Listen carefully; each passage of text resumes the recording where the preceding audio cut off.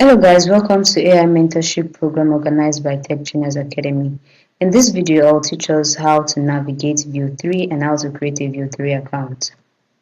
So the first thing you need to do is to go to your Chrome, type View 3.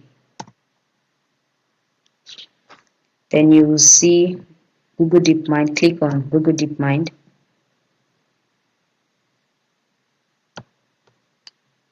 Then it's going to bring you to an interface. Try in Gemini, you try, click on that. Okay, so you're going to find an interface that would require you to subscribe to View 3.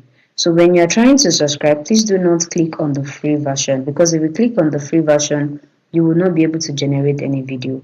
So you click on this Google AI Pro here. You're going to find Get Started. Okay, so it's going to, for those of, mine is showing this because I already have an account. I already have a View account.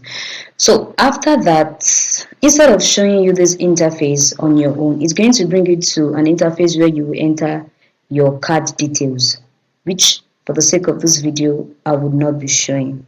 But after entering your card details, it will bring you to an interface like this again. Then you try in Gemini. So it will bring you to an interface where you can paste your prompt and it will generate your video. So let me show you an example. Okay, so we are going to copy this prompt. Remember that we generated this prompt earlier in the previous videos. So we copy this prompt, then paste it there, then we generate it.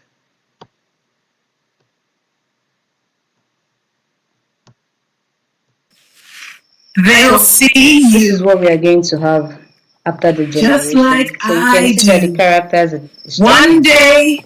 Alright. So that's that about View 3. It's very simple.